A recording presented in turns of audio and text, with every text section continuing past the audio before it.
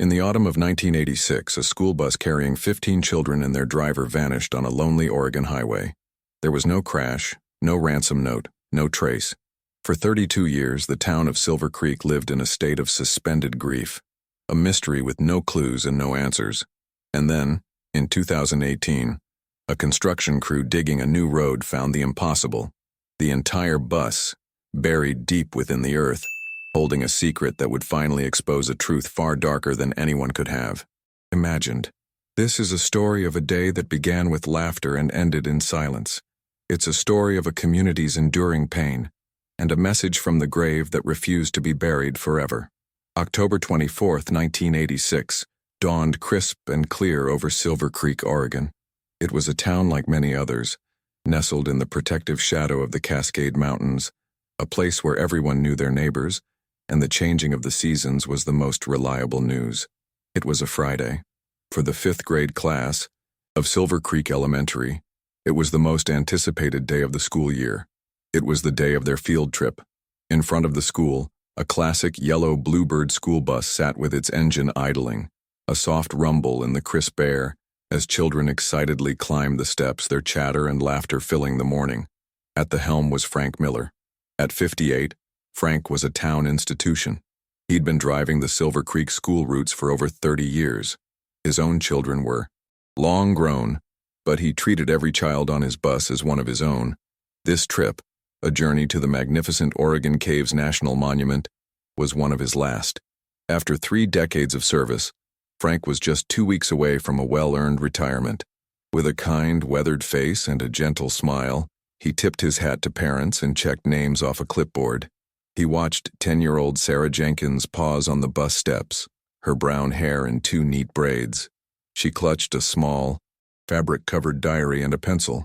With a smile, Frank cautioned her to watch her step, asking if she had her journal ready for the big cave adventure. Sarah nodded eagerly, replying that she was going to draw the stalactites, and maybe a bat. Frank chuckled, telling her to save a page for him. Sarah smiled and found a seat next to a window, opening her diary to begin writing. She saw the world in details. Her diary was her most prized possession, a catalog of her curiosities, from the pattern of frost on her window to the name of a new beetle she'd found in her backyard. To her mother, Eleanor, she was the quiet, steady center of their world.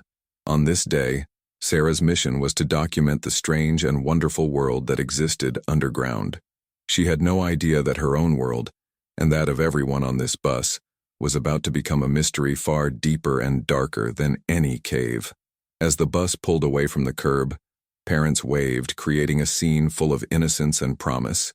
The trip was everything they had hoped for. The bus traveled along a scenic highway, the kids inside pointing out the window and singing songs. At the Oregon Caves National Monument, they looked up in awe at the massive cave mouth. A park ranger led them inside, their young faces illuminated by guide lights as they looked at incredible rock formations. The Oregon Caves, a marble labyrinth carved by water and time, captivated their imaginations. Meanwhile, Frank Miller waited patiently with his bus, reading a newspaper and drinking coffee from his worn stainless steel thermos. For the children, it was an adventure. For Frank, it was just another day on the job, another safe delivery of precious cargo. By 3:30 p.m., the last child was accounted for, and bus number 7 began its journey home. The route back was simple, a familiar stretch of Highway 140 that wound through the dense forests of the Umpqua National Forest. The trip was 90 miles. They were expected back at Silver Creek Elementary no later than 5:30 p.m., just as the last of the autumn light faded from the sky. The mood on the bus was quieter now. Some children were dozing, their heads against the windows. Others talked in low murmurs. At 4:45 p.m., a gas station attendant in the small town of Trail, Oregon, saw the bus pass by. He later told police that nothing seemed out of the ordinary. It was the last confirmed sighting of the bus, the children, and Frank Miller. What happened in the next 45 minutes, on the loneliest stretch of that highway, remains a chilling void. As dusk settled, the atmosphere in Silver Creek began to change. Back at the elementary school, parents gathered in the parking lot, their cars forming a loose semicircle around the spot where the bus was supposed to park. At first, there were only a handful, including Sarah's mother, Eleanor Jenkins, making small talk and laughing. Eleanor remarked to another parent that Frank probably stopped for ice cream, as he'd done before. 5:30 p.m. came and went. The easy chatter began to fade. More cars arrived, headlights sweeping across the anxious faces of the growing crowd. By 6 p.m., the casual smiles had been replaced by tight-lipped worry. Parents checked their watches. They stared down the dark, empty road leading to the school. A cold, creeping dread began to spread, a knot in the stomach of every parent in that lot. The unspoken questions hung in the chilly air. A flat tire? Engine trouble? Why hadn't Frank called? In 1986, there were no cell phones to provide instant answers. There was only the waiting. By 6:45 p.m., the dread had curdled into raw fear. The principal emerged from the school, his face pale. He had called the state police. He had called the park service. No one had seen or heard from the bus since it left the caves. There was no accident reported, no breakdown, no communication. They had simply vanished. Panic is a contagion. It rippled through the crowd, a palpable wave of horror. Their children, who had woken up that morning excited for an adventure, were lost somewhere in the vast dark wilderness of Oregon. Or worse. Eleanor Jenkins's face was a mask of denial, her eyes fixed on the empty road, as if she could will the bus to appear through sheer force of will. Suddenly, a piercing sound cut through the heavy silence. A siren. It started as a distant wail and grew rapidly closer. A police cruiser, its lights flashing red and blue, pulled into the school parking lot at high speed. The flashing lights illuminated the terrified faces of the parents. The nightmare had begun, and for the families of the 15 missing children and their driver, it would not end for 32 years. The arrival of the first police cruiser transformed the school parking lot from a place of fearful vigil into the chaotic nerve center of a crisis. Within the hour, it was flooded with the flashing lights of the state police, sheriff's deputies, and emergency vehicles. The parents were gently but firmly moved inside into the school's gymnasium, their individual anxieties coalescing into a single, collective wave of dread. The questions were frantic, desperate, but there were no answers. Not yet. As midnight descended upon Silver Creek, the largest search operation in Oregon's history was already mobilizing. Before the sun rose on Saturday, the forests along Highway 140 were swarming with hundreds of people. State troopers established roadblocks, questioning every driver. Search and rescue teams, clad in bright orange, fanned out into the dense woods, their shouts echoing through the Douglas firs. In the sky, helicopters chopped through the cold autumn air, their searchlights cutting stark, white paths across the dark canopy below. The scope was immense. The search grid covered more than 2,000 square miles of some of the most rugged and unforgiving terrain in the Pacific Northwest, a labyrinth of steep canyons, logging roads, and fast-flowing rivers. Days turned into a week. The initial frantic energy of the search settled into a grueling, methodical slog. Citizen volunteers, men who had known Frank Miller for decades and whose children had played with the missing kids, joined the effort, combing the woods on foot. They searched for any sign, a broken branch, a piece of torn clothing, the glint of metal through the trees. They found nothing. It was as if the bus, a 10-ton vessel of steel and glass, had been plucked from the earth by an invisible hand. The forest, vast and indifferent, held its silence. Then, 10 days into the search, came the first glimmer of what felt like hope. A long-haul truck driver, interviewed at a checkpoint in southern Oregon, reported seeing a yellow school bus matching the description. It was late at night, on Interstate 5 heading south towards California. He remembered it because it seemed odd, a school bus traveling on a major highway so far from home, so late. The lead was tenuous, but it was the only one they had. The center of the investigation shifted dramatically. Law enforcement agencies in Northern California were alerted. Missing person bulletins were plastered across 2 states. For 3 agonizing days, the families of Silver Creek held their breath, imagining a scenario, any scenario, that didn't end in a roadside ditch. They pictured a kidnapping, a chance their children might still be alive. The lead, however, unraveled as quickly as it had appeared. After an exhaustive search, California authorities located the bus the trucker had seen. It belonged to a church group from Sacramento, returning from a retreat in Washington. It was a dead end. The wave of hope that had briefly lifted the community crashed down, leaving behind an even deeper despair. The search in Oregon had lost 72 critical hours. The cruelty of false hope would strike again. A week later, a call came into the sheriff's office. The voice was distorted, male, and he claimed to be holding the children. He demanded a ransom of $1 million with instructions to follow. For a few tense hours, investigators believed they were dealing with a sophisticated criminal plot. But the call was a hoax. It was traced to a payphone outside a bar in Portland, the act of a single callous individual seeking a moment of twisted notoriety. The arrest did nothing to soothe the anger and pain it caused.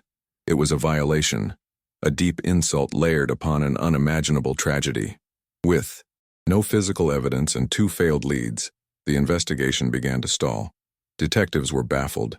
An accident of the scale required to hide a bus should have left a massive scar on the landscape, skid marks, broken trees, an oil slick in a river. But there was nothing. By the time the first snows of winter began to blanket the high country, the official search was scaled back. The official theory, born of sheer necessity, began to solidify. Frank Miller must have suffered a medical emergency, lost control, and veered off the road into one of the region's deep, fast-flowing rivers. They theorized the bus was swept downstream, submerged in the murky depths, and buried by silt, hidden forever from view. It was a plausible explanation. It offered a conclusion, however grim, but not everyone accepted it. Frank Miller's son, David, a quiet man who ran a mechanic shop in town, was haunted by the official theory. He knew his father, and he knew that bus. Frank was a man of impeccable habits. His health was excellent. And bus number 7, David told investigators, was his father's pride. He'd spent a weekend just a month before the trip helping his dad replace the brake lines. He knew the engine, the transmission, the chassis. The idea that the bus could simply fail so catastrophically, so silently, felt wrong in his gut. He argued that even in a violent crash, pieces would have been sheared off. Debris would have been scattered. But the search had yielded not a single bolt, not a shard of glass. His doubts, however, were dismissed as the grief of a son unwilling to accept the inevitable. And so, the case went cold. The national news crews packed up and left. The bright orange vests of the search teams disappeared from the woods. But in Silver Creek, the silence that followed was louder than any siren. It was the silence of 15 empty desks at the elementary school, the silence of playgrounds, where the laughter felt hollow, the silence in homes, where parents kept bedroom doors closed, unable to face the perfectly preserved relics of a life cut short. The first anniversary was marked by a solemn candlelight vigil. The 5th, by the dedication of a small granite plaque in the town square.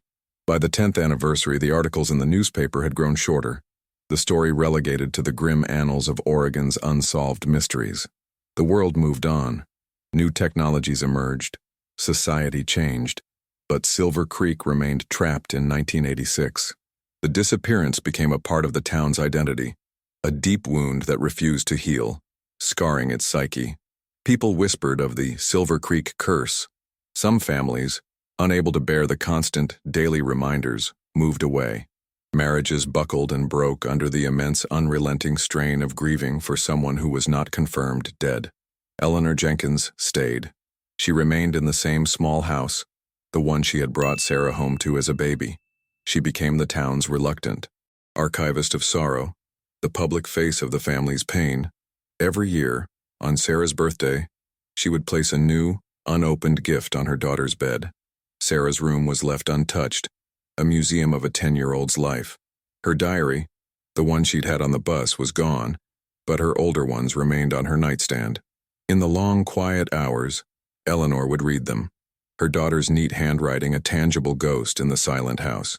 She wrote letters to governors, appeared on television, shows about the unexplained, and hounded a succession of county sheriffs, refusing to let the case be filed away, refusing to let the world forget the faces of the 15 children. For David Miller, the years were marked by a quiet, gnawing frustration. He would drive the stretch of Highway 140 where his father had vanished, pulling over and staring into the woods, trying to see what everyone had missed. His father, a man defined by his reliability and care, had been unofficially blamed for the tragedy, a victim of a sudden, fatal mistake. David knew this was an injustice. He knew there was more to the story, a missing piece that explained the impossible silence. But his voice was just one, drowned out by the passage of 3 decades. 32 years is a lifetime. A new generation was born and grew up in Silver Creek with the story of the vanished bus as a local legend, a ghost story told to scare children. The case was no longer cold. It was frozen, encased in layers of time, myth, and the quiet resignation of a community that had learned to live with a hole in its heart. There was no hope left for answers, only the dull, permanent ache of their absence. The mystery of bus number 7 was, it seemed, destined to remain just that, a question without an answer, buried forever in the deep, dark woods of Oregon. For 32 years, the story remained frozen.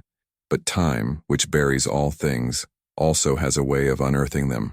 The catalyst would not be a detective's hunch or a deathbed confession.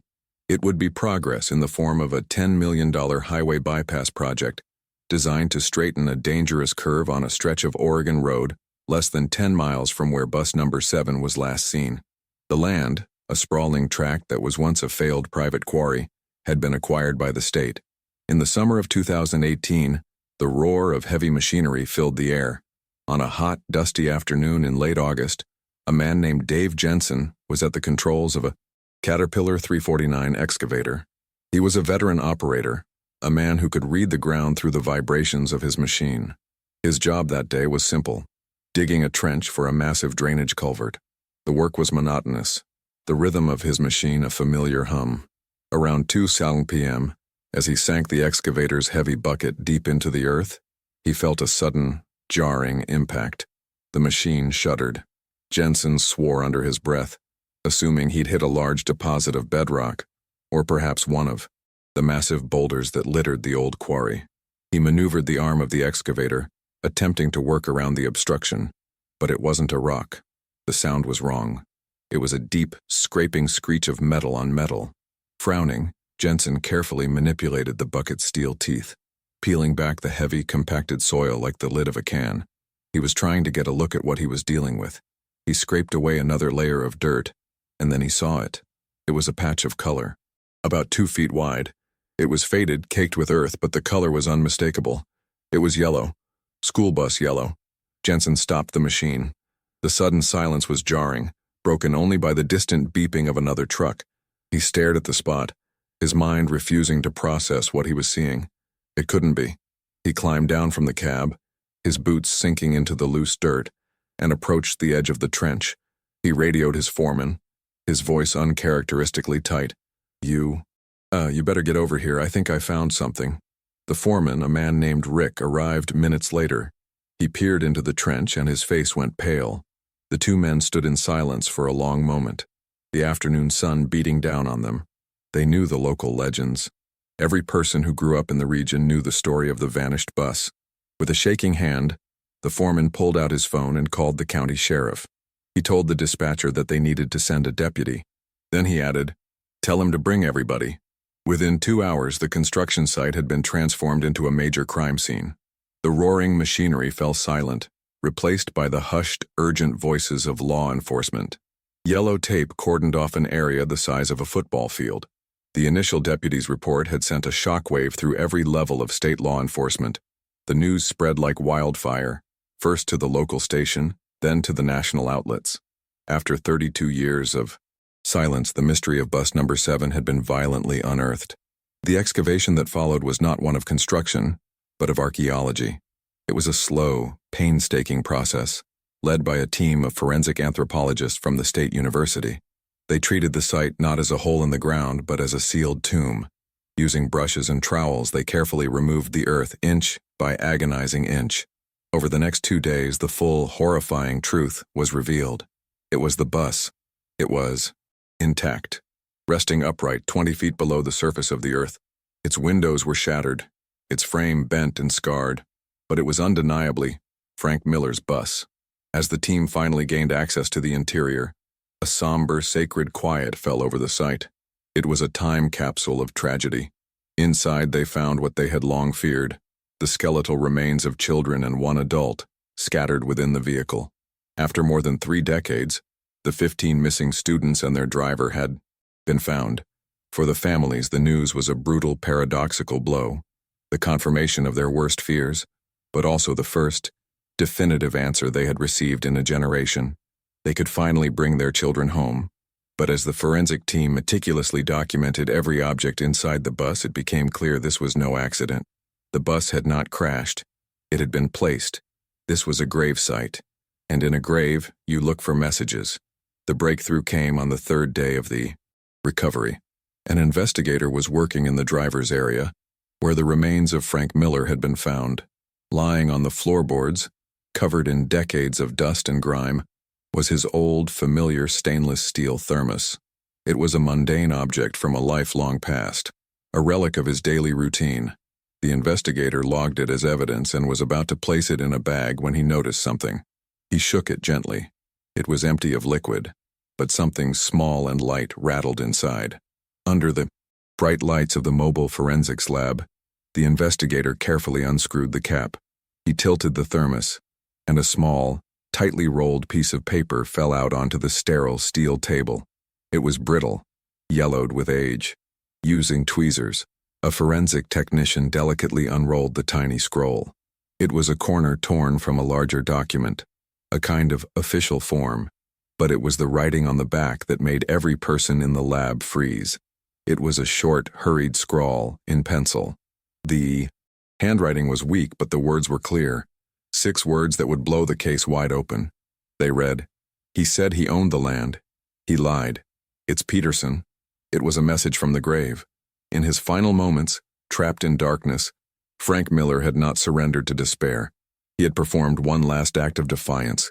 He had tried to identify his killer. The note instantly and completely demolished the 32-year-old theory of an accidental crash. This was a kidnapping. This was a mass murder. And Frank Miller knew the name of the man responsible. After 3 decades of silence, his voice was finally heard. That discovery, in such an unlikely place, left investigators with more questions than answers. It's incredible how a single item can rewrite history. If you, like me, are fascinated by these twists of fate, consider subscribing to the channel so you don't miss a single revelation. Frank Miller's message from the grave transformed the investigation instantly. The yellowed, brittle piece of paper was no longer just a clue. It was a testament. The 32-year-old file on the disappearance of bus number 7 was officially closed, and a new one was opened. A mass homicide investigation. A special task force was assembled, a blend of the old guard and the new. It included veteran detectives who were rookies when the bus first vanished, their careers haunted by its memory, and young, sharp-eyed investigators who grew up with the story as a local legend and were now armed with forensic technology that the original team could only have dreamed of. Their first and only objective: decipher a 6-word message and find the man named Peterson. The name was their only starting point. Investigators descended into the county archives, pulling the dusty, voluminous case files from 1986. They combed through thousands of pages of interview notes, witness statements, and logged tips. The name Peterson appeared only once, in a brief, almost dismissive report. Arthur Peterson, then 45, was the owner of a large undeveloped property that included a defunct rock quarry. He was one of dozens of local landowners interviewed in the first week of the search. His property had been given a cursory search by air, but he was quickly cleared. He had a solid alibi. He claimed to have been at a bar 50 miles away on the night of the disappearance. He was noted as being uncooperative and hostile towards law enforcement, but in the chaos of the massive search, he was just one dead end among many. In 2018, Arthur Peterson was 77 years old. He was a recluse living in the same house on the edge of the same property, a man who had faded into the background of Silver Creek's collective consciousness. He was now the primary and only suspect in the murder of 16 people. The first order of business for the new task force was to verify the claim in Frank Miller's note. He said he owned the land. He lied. A young detective was dispatched to the County Hall of Records. There, buried in ledgers handwritten in neat, looping cursive, he found the truth. On September 15, 1986, just 5 weeks before the bus vanished, the ownership of the old quarry property had been officially transferred from Arthur Peterson to the county.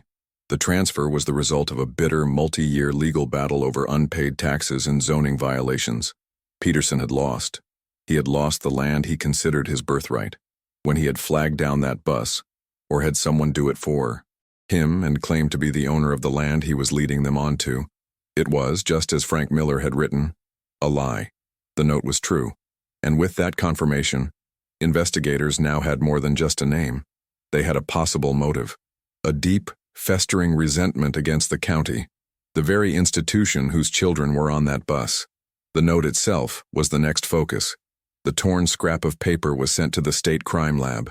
Under high-resolution scanners, forensic analysts identified it as a corner from a standard-issue county blasting permit. They traced the serial number, font, and paper stock to a batch used by the County Road Maintenance Department in the fall of 1986. Detectives then cross-referenced the old work logs from that department. They found a startling entry from late September 1986. A box of permits and several sticks of dynamite had been reported stolen from a locked worksite trailer. That worksite was located less than a mile from the edge of Arthur Peterson's property. The connection was circumstantial, but it was another crucial thread. It suggested a man who not only had a motive, but was also planning the means for a crime involving a major excavation. The final and most critical piece of the puzzle was Peterson's 32-year-old alibi. According to the 1986 file, he had been drinking at a roadhouse called the Pine Keg from 4:00 p.m. until closing time on the night of the disappearance. The bartender at the time, a man named Jimmy O'Connell, had confirmed it. Finding Jimmy O'Connell in 2018 was a challenge. He was no longer in Oregon. After weeks of searching through public records, 2 detectives found him. He was 81 years old, a widower living in a small retirement community in Reno, Nevada. The detectives flew to Reno and sat with him in his quiet living room. They didn't lead with accusations. They simply told him that the bus had been found. They described the scene. They told him about the children and about the note Frank Miller had left behind. They watched the old man's face carefully as they spoke. O'Connell was visibly shaken, his hands trembling. For 32 years, his lie had been a small, distant thing.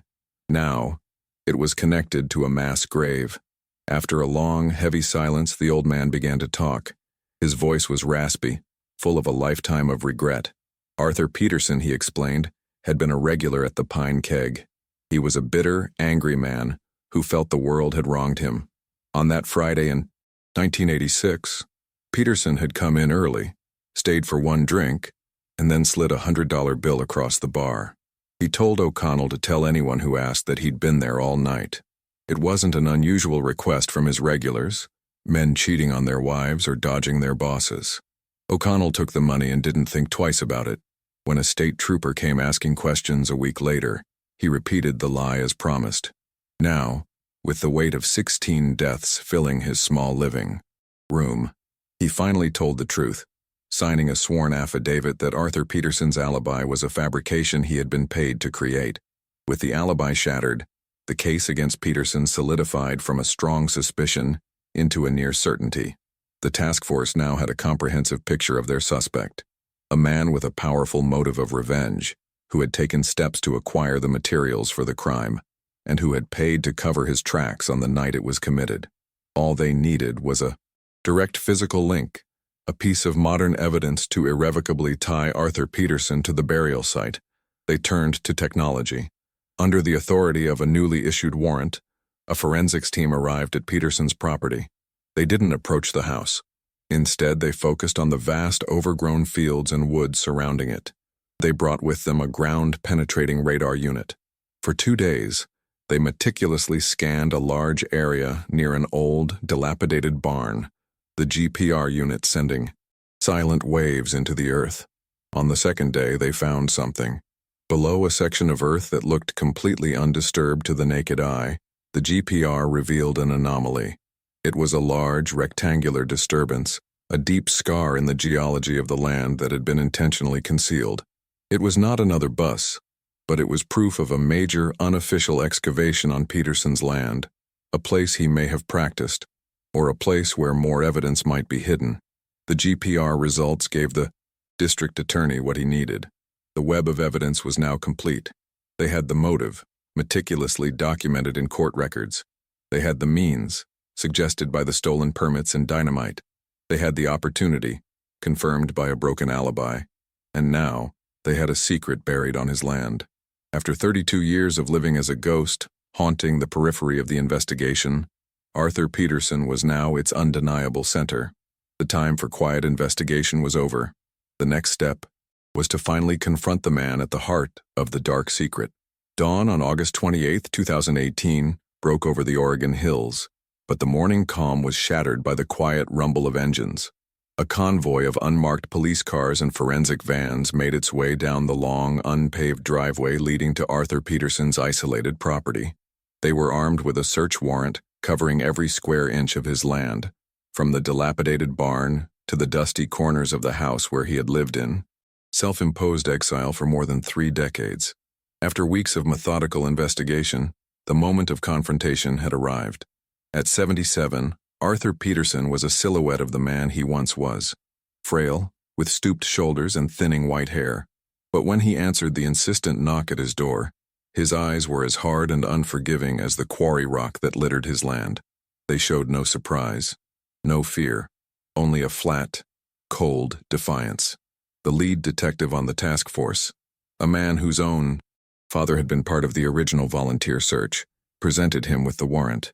As Peterson read the document, a thin, contemptuous smile touched his lips, while the forensics team began their work outside, focusing on the anomaly detected by the ground-penetrating radar. The lead detective and a partner sat with Peterson at his kitchen table. The air in the house was stale, thick with the dust of neglect and unspoken secrets. The detective began calmly, laying out the facts they had established. He spoke of the land records proving Peterson had lost the quarry just before the disappearance. He spoke of the stolen dynamite. He spoke of the bartender in Reno and the $100 bill that had bought a 32-year alibi. Through it all, Arthur Peterson sat perfectly still, his hands folded on the table, his expression unreadable. He denied nothing. He confirmed nothing. He simply listened, a man encased in a fortress of silence he had built around himself for a lifetime. He seemed to believe his silence was still a shield, but the detective had one last piece of evidence, one final voice to bring into the room. He reached into a file and pulled out a clear, high-resolution photograph. He slid it across the table. It was a picture of the small, crumpled note they had found in Frank Miller's thermos. The detective watched as Peterson's eyes fell upon the photo. He saw a flicker, a subtle, almost imperceptible tremor in the old man's folded hands. The detective leaned forward, his voice low and steady. "Frank Miller told us it was you, Arthur. He never made it home. But his message did." That was the moment the fortress crumbled. The silence in the room stretched for a full minute. The cold defiance in Peterson's eyes finally gave way to the flat, dull look of defeat. He slumped slightly in his chair, and then, in a low, raspy monotone, he began to speak. As he confessed, the full, horrifying story of what happened on October 24, 1986, was finally brought into the light. His confession, combined with evidence gathered by investigators, painted a portrait of a crime born from a deep, narcissistic rage. Peterson's fury over losing his land had metastasized into a burning hatred for the entire community and the county government he felt had wronged him. He didn't want money. He wanted revenge. He wanted to inflict a wound so deep and so permanent that the town would never recover. He wanted them to feel the same sense of loss that he felt. And he devised a plan of monstrous, symbolic cruelty. He hadn't acted alone. He had hired a transient worker he'd met in a bar, a man with no family and no ties to the area, paying him a few $1,000s for a single day's work. This accomplice, who had died of liver failure in the mid-1990s, was the man who actually flagged down the bus. Dressed in a stolen county road crew uniform, he stood by a fake, road-closed sign on the remote highway. He told Frank Miller that a landslide ahead had blocked the road, but that he knew a detour through a private property that would get them back on track. Frank, trusting the uniform and seeing no reason to doubt him, agreed. He turned the bus off the highway and onto the dirt road leading into Peterson's quarry. Once the bus was deep inside the property and out of sight from the road, the trap was sprung. Arthur Peterson emerged from behind a cluster of trees, holding a shotgun. The accomplice drew a pistol. Frank Miller realized, in an instant, the terrible gravity of his mistake. There was no negotiation. There was no demand for ransom. Peterson's orders were cold and absolute. He forced Frank and all 15 children out of the bus and into a large, pre-dug trench nearby, the same anomaly the GPR had recently found. It was a pit he had dug weeks earlier, under the cover of darkness. The children were crying, confused, and terrified. Frank Miller tried to plead with Peterson, tried to shield the students, but he was powerless against the two armed men. Once the victims were in the trench, Peterson and his accomplice climbed into the school bus. They put it in gear, aimed it toward the trench, and got it rolling before leaping out. The heavy vehicle plunged nose first into the pit, its weight and mass becoming the primary instrument of death and burial. While his accomplice stood guard, Peterson used the stolen dynamite and his own heavy machinery to collapse the walls of the quarry trench, burying the bus and everyone beneath it under tons of rock and earth.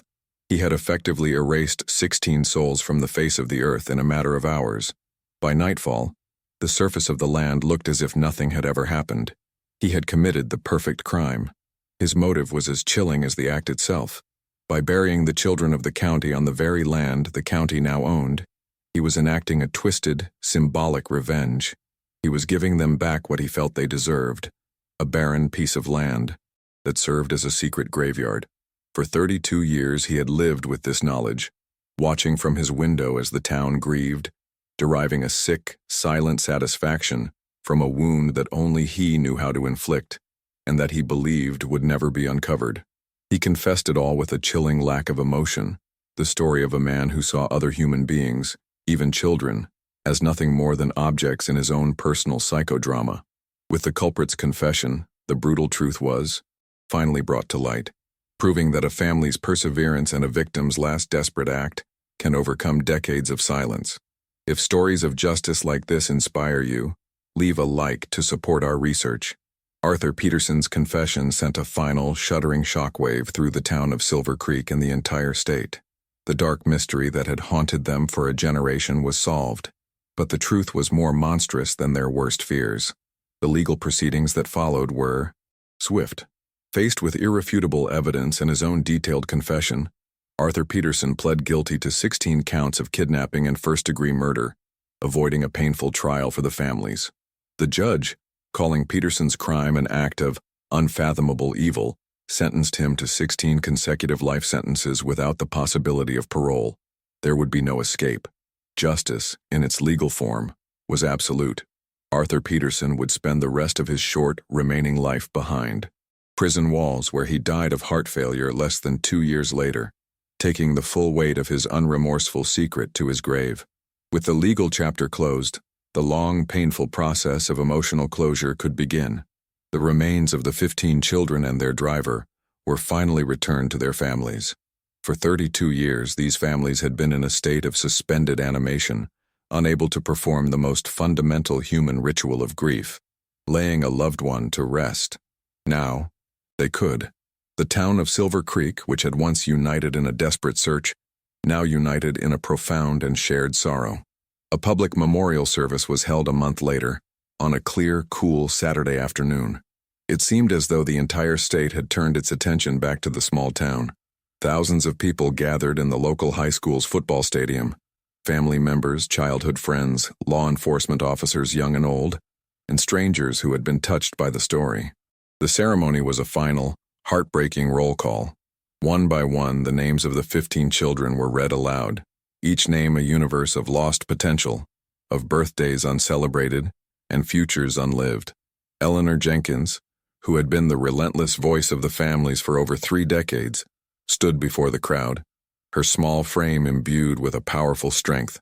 She did not speak of the monster who had taken her daughter, but of Sarah herself.